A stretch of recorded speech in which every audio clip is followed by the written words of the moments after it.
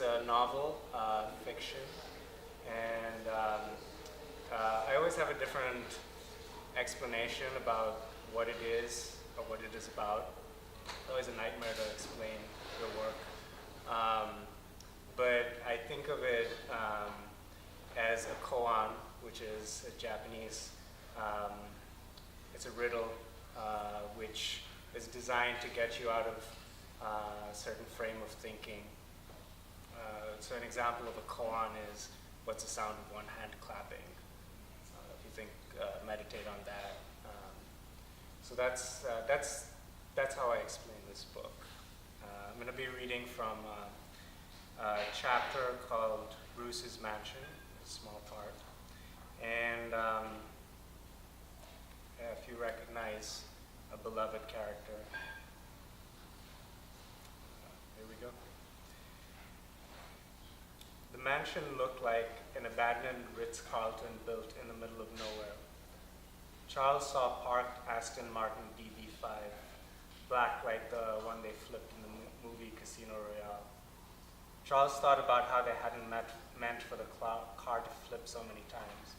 It just happened, and they were lucky enough to get all the unexpected tumbling on camera. It was the one bit of movie trivia that had somehow stuck with Charles. The gray sky made the green of the grass and the lawns look saturated. Bruce's butler greeted them at the entrance. Ren and Charles followed him into the mansion. The main hallway was extravagant and the lighting was dim. Elaborately carved wooden floral sculptures hung from the ceiling. "Guests," the butler yelled. "Okay," a voice called from somewhere upstairs. The butler guided them into a room that faced a garden. Charles and Ren sat down in armchairs. There were huge windows letting in lots of natural light. Children ran around the garden as a woman in a green dress watched over them. "There's an orphanage attached to the west parlor, funded by Master Bruce himself," the butler said as he left. Bruce came downstairs and joined them. He seemed middle-aged. He wore a dark brown bathrobe with a navy blue lining and walked with a cane supporting his right leg. "Would you like some tea?" he asked. Ren nodded. "Tea," Bruce yelled. "Okay," the butler yelled back. "You look familiar," Charles said to Bruce. "Yes, I get that a lot. Christopher Nolan wanted to make a movie about me." "What did you say?" Obviously, I told him he couldn't. Charles raised his eyebrows. "Whatever, I don't care. I think you made 3. I hope you found the place okay." Ren spoke up. "Yes, the directions were impeccable. Very complex but perfect, and we had Siri to help us." Bruce said, "It's hard to explain how to get here. So many random turns and no landmarks anywhere. And I don't leave very much. The only friends I have are the ones with those phone map things. The butler knows I don't like communicating much, so it works out. He takes care of things around here and makes sure the school is running smoothly. I hardly ever go there."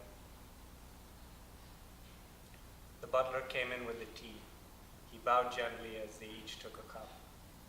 "I'll be in the garden," the butler said. Bruce sat down. "I inherited this mansion from my parents. They were killed when I was very young. He raised me." Bruce pointed at the butler. The butler hit another ball far into the distance. Bruce looked at the sky through the window. "I haven't been outside the estate for a very, very long time. I don't even remember how long it's been. I used to go to the city often, though, mostly at night. Every time the city people wanted my help, they would shine a bright spotlight in the sky to call me, and then I'd go immediately and help them with whatever weird problem they were having. But then, many years ago, I injured my leg, so they stopped calling me. That's why I opened the school. I had to do something. It's for children whose parents were also killed in violent crimes. I don't get involved, but I came up with a basic concept. I gave up on the idea that I knew more than them. The kids get to do whatever they like, but they have one main project every year. I have a few teachers making sure they're looked after." "Ingenious," Ren said. "I want to discuss the situation," Bruce said. Absolutely, that's why we're here. I've been seeing ghosts, Ren, and now they're stealing things. There are children here. It's my job to protect them, but I don't know how. Rumors have already started to spread amongst the teachers in the school. It's only a matter of time before one of the children spots one. How would you describe the ghosts? Ren put down his tea and pulled out a notebook and a pen. There's one in particular. Sometimes I see a dark figure moving across the room.